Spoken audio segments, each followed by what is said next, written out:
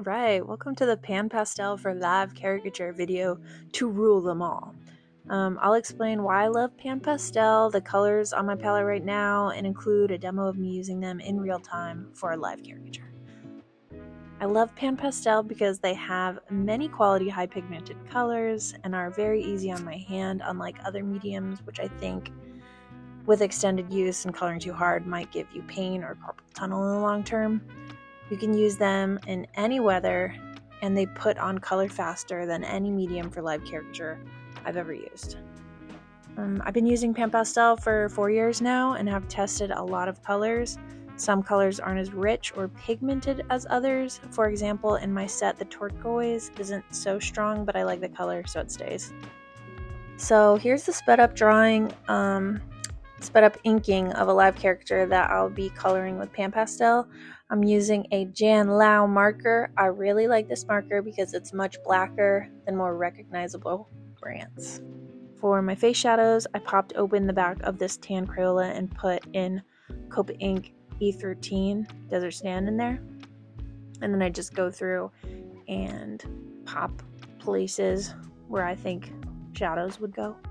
So for skin tones, I basically just use the top 2 rows minus the yellow and the orange, and I just use one egg and pop like different ratios of the colors. So for example, someone really pale might just get like burnt sienna tint and a little bit of permanent red light for them, and then someone maybe like a warmer, darker skin tone would get like burnt sienna, red iron oxide light, and orange shade, and like vary between that. I would recommend buying individual colors over buying their sets. It's not like such a huge cost difference, and then you can pick out exactly what colors you're using. Not all the colors are ideal for live caricature. I'm focused on skin tones and bright saturated colors. I'd recommend buying the tray so your colors stay all together and organized, and you don't have to screw the lids on and off as well. If you drop a PanPastel and it breaks, it's kind of unusable at that point. I like to use makeup sponges. You can buy a value pack online. A makeup sponge is perfect because you can get details with the point of the egg and fill in big spaces quickly with the whole egg too. I like to put my sponges in an ice cube tray and use them on color groups so they don't get cross-contaminated with other colors. So for me, one sponge is like skin colors, one's browns, one's for yellow and orange, one for red and purple, one for blue and greens, and the last sponge is black and gray, and I'm really careful not to mix them. And most importantly, I really recommend to use a glove.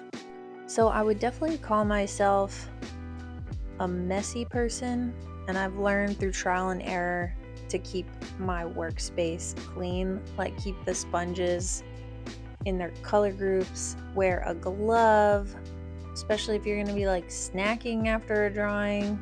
And that was not a mistake. He had like a really cool raised like keloid scar there. I also learned to work from light to dark. So I do all my I try to all my lighter colors first, and then at the very end add like dark brown and black and stuff like that. Because once your lighter color sponges like hit the darker colors, it's kind of hard to like get it out of the sponge. And I used to wash out my sponges and like clean them and then dry them, and now I'm just like, nope, they just stay dirty, but they just stay in their like individual trays.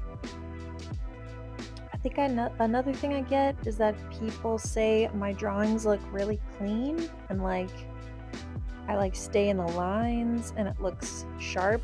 But if you really look up close, I'm just kind of going fast, and I'm not really minding that it's kind of outside the lines. It doesn't really bother me. From far away, it looks good, and I think that's what matters. I'm not super precious about like it's got to be exact.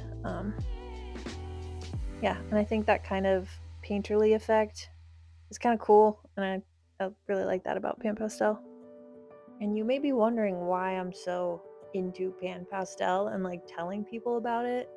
And really it's because I was experiencing so much hand pain like pre-COVID. I thought that I would be done drawing live caricature forever because I like couldn't hold these like little art materials anymore without like this crazy pain.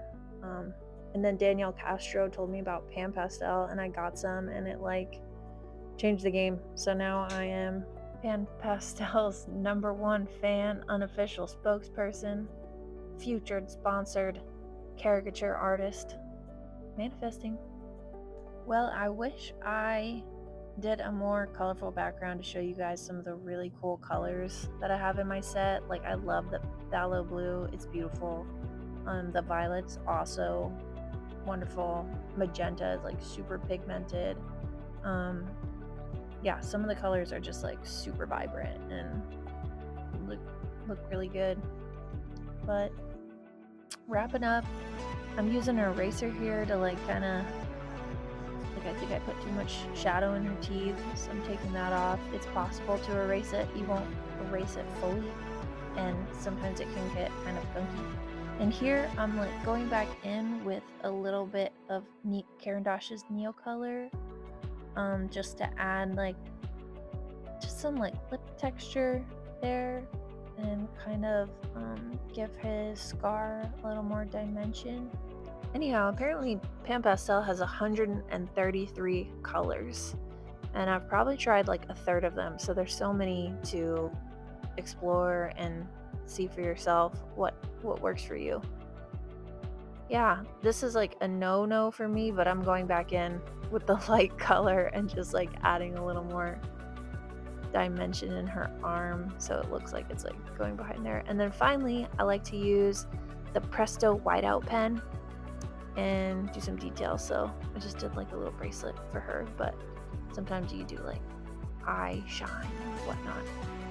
Anyway, that's it. Hope this was helpful. I got a bunch of tutorials on my Patreon and also on my Instagram, @CoMakes. Thank you.